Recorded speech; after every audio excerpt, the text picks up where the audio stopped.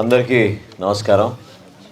ఇసుకలపాలెంలో ఈరోజు మిమ్మల్ని అందరినీ కలవడం నేను గొప్ప అదృష్టంగా భావిస్తున్నాను. ఎందుకంటే ఎప్పుడో ఒకరోజు గెలిచిన సర్పంచులు ఎంపీటీసీలతో మాట్లాడుతున్నప్పుడు ఈశ్వర్ ఆ రోజు కాన్ఫరెన్స్ కాల్లో ఉన్నాడు. పవన్ కళ్యాణ్ గారు మీరు కూడా లైన్లో ఉన్నారు. ఆ రోజున బాగా సందడి ఎక్కువ ఉంటే కొంచెం పక్కకు వచ్చి మాట్లాడంటే మా తల్లిగారితో ఉన్నాను, చేపల మార్కెట్లో ఉన్నాం మేము అని చెప్పాడు.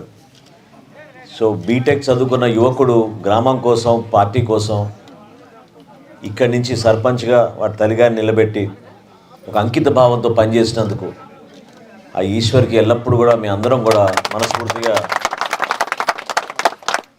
ఒక నిజాయితీ గల వ్యక్తిని సమాజంలో మనం నాయకత్వం అప్పచెప్తే ఏ విధంగా మార్పు వస్తుందని అది చూసే విధంగా ఇప్పుడే అమ్మాయి చెప్పినట్టు మంచినీటి సరఫరా గురించి కానివ్వండి, గ్రామంలో ఉన్న కొన్ని వాస్తవ పరిస్థితులకి విరుద్ధంగా మనం ప్రజాస్వామ్యబద్ధంగా పనిచేయాలంటే యువతనే నిలబడాలి, పోరాడాలి. ఎందుకంటే ఈ కక్షలు కేవలం రాజకీయ పార్టీల కోసమే, ఓట్ల కోసమే బతికే విధంగా మాత్రం మీరు అన్నట్టు బానిస బతుకులు మనం బతకాల్సిన అవసరం లేదు. మార్పు రావాలనుకున్నప్పుడు మీ అందరిలో కూడా ఆ చైతన్యం రావాలి. ఎంతోమంది యువకులు ఉదయం నుంచి నేను కలుస్తున్నాను, చాలామంది ప్రతి ఒక్కరు కూడా పవన్ కళ్యాణ్ గారి నాయకత్వం కోరుతున్నారు. దేనికోసం అంటే నిజాయితీగా ఈ వ్యవస్థలో మార్పు వస్తుంది, రాష్ట్రంలో మనం అనేక కార్యక్రమాలు చేసుకోవచ్చు.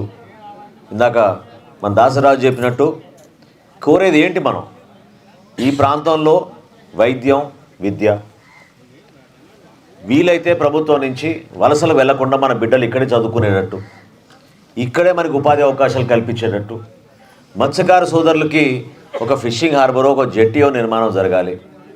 గుజరాత్ గురించి మాట్లాడుకుంటున్నాం, మహారాష్ట్ర గురించి మాట్లాడుకుంటున్నాం, తమిళనాడు గురించి మాట్లాడుకుంటున్నాం.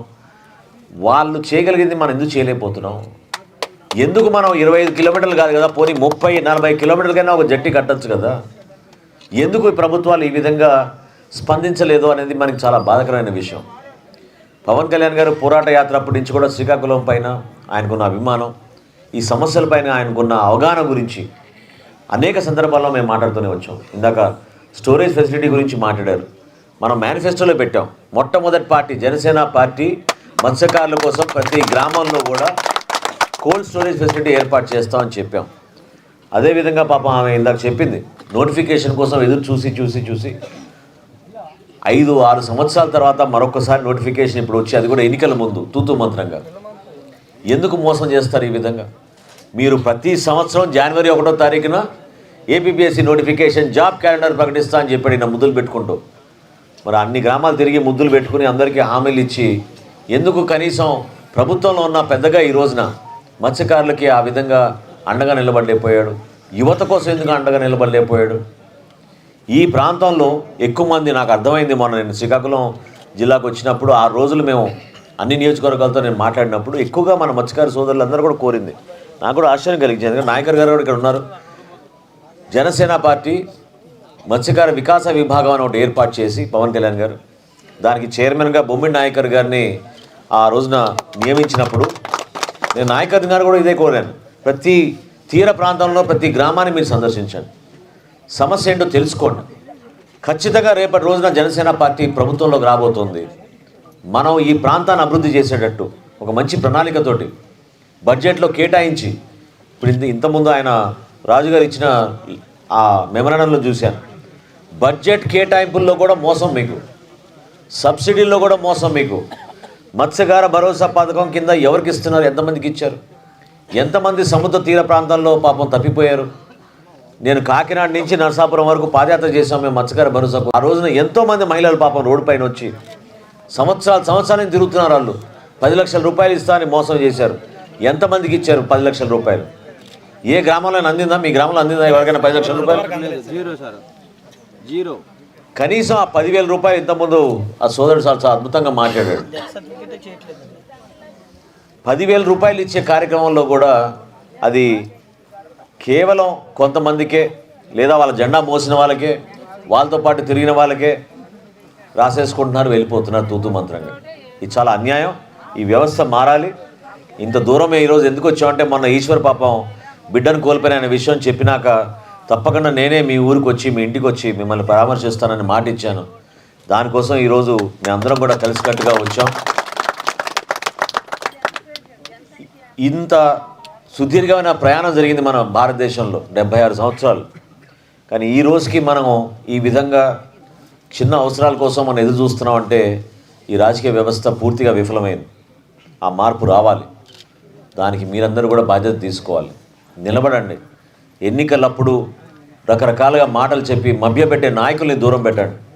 మనస్ఫూర్తిగా మీకోసం, రాష్ట్రం కోసం అంకిత భావంతో పనిచేసే పవన్ కళ్యాణ్ గారి లాంటి నాయకుడిని మీరు దయచేసి ఆదరించండి, అభిమానించండి.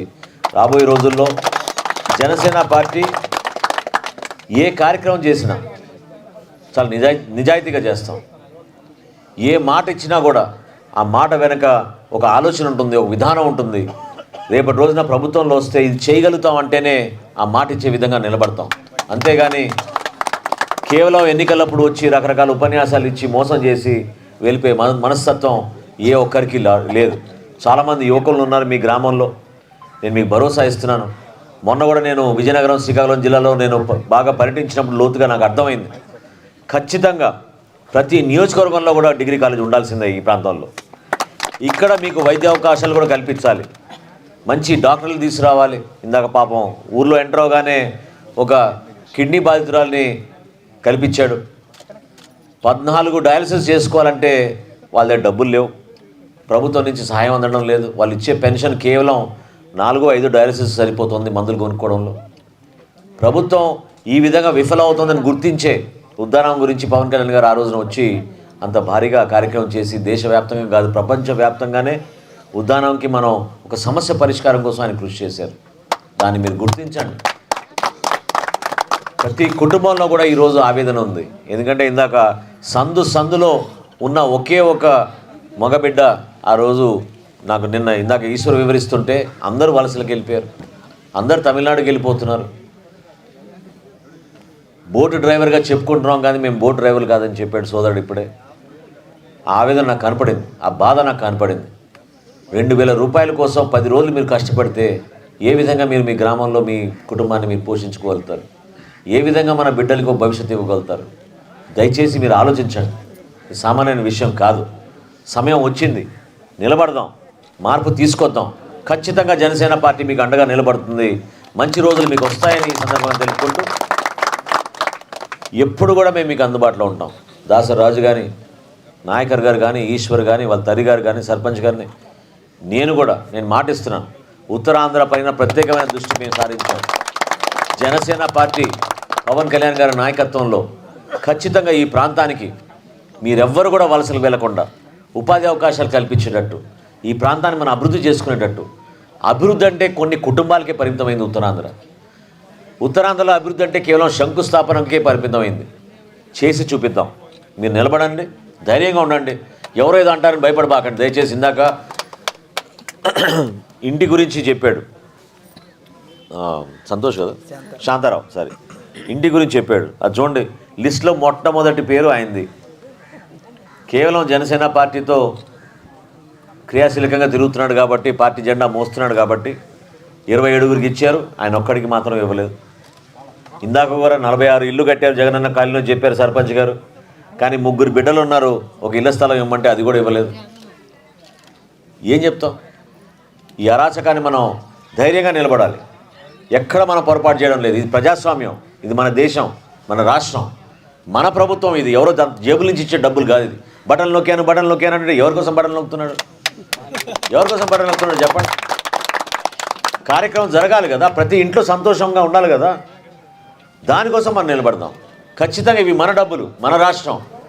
మీరందరూ కూడా నిజాయితీగా ఒక మంచి ఆలోచనతోటి ఏ విధంగా మీరు ఈశ్వర్ని గెలిపించారో అదే విధంగా మన భవిష్యత్తులో కూడా ఒక మార్పు తీసుకొద్దాం ప్రజాస్వామ్యంలో. దానికి మన అందరం కూడా కష్టపడి పనిచేద్దాం. పార్టీలకు అతీతంగా మనం పనిచేసుకుందాం. నేను అనేది ఏంటంటే, కావాలని రకరకాలుగా మన గ్రామాల్లో మనకి తగాదాలు పెడతారు. ఇందాక ఆ పెద్దని ఎవరో మాట్లాడుతున్నారు కొంచెం ఆవేశం, కానీ అది కరెక్ట్ కాదు. మన సంఘాలని మనం గౌరవించుకుందాం. మన సంఘాన్ని మనం ఎందుకు కించపరచుకోవాలి? మనం చాలామంది పెద్దలు గతంలో ఎంతో త్యాగాలు చేశారు మన ప్రాంతంలో, వాళ్ళ గురించి మనం అనుకుందాం. మీరందరూ నిలబడండి. మార్పు కోసం జనసేన పార్టీ మీ వెంట ఉంటుంది. ఖచ్చితంగా రాష్ట్రంలో మార్పు తీసుకొద్దాం. పవన్ కళ్యాణ్ గారి నాయకత్వాన్ని ముందు తీసుకెళ్దామని మనస్ఫూర్తిగా మేము తెలుపుకుంటూ 12వ తారీఖున యువత అంతా 12వ తారీఖున ఒక అద్భుతమైన కార్యక్రమం చేస్తున్నాం. యువశక్తి అనే కార్యక్రమం రణస్థలంలో మీరందరూ రండి, వచ్చి చూడండి ఏ విధంగా అటువంటి కార్యక్రమం చేస్తున్నాం, దేనికోసం చేస్తున్నాం ఆ కార్యక్రమం, ఏ విధంగా యువతకు మంచి భవిత కోసం, వాళ్ళ జీవితాల్లో ఒక మార్పు కోసం, మీకు ఒక భరోసా ఇవ్వడం కోసం పవన్ కళ్యాణ్ గారు ఆ రోజు వచ్చి ఆయన తన ప్రసంగంలో ఎటువంటి విధానాలతో మనం మార్పు తీసుకురాగలుగుతాం, ఉత్తరాంధ్రాన్ని ఏ విధంగా అభివృద్ధి చేస్తాం అనేది ఆయన మీకు చెప్తారు. అది వినండి. ఆ స్ఫూర్తితోటే మనం ముందు తీసుకెళ్ళి ఉత్తరాంధ్రాన్ని మనం కాపాడుకుందాం అని మనస్ఫూర్తిగా తెలుపుకుంటూ సెలవు తీసుకుంటున్నాం. జై జనసేన.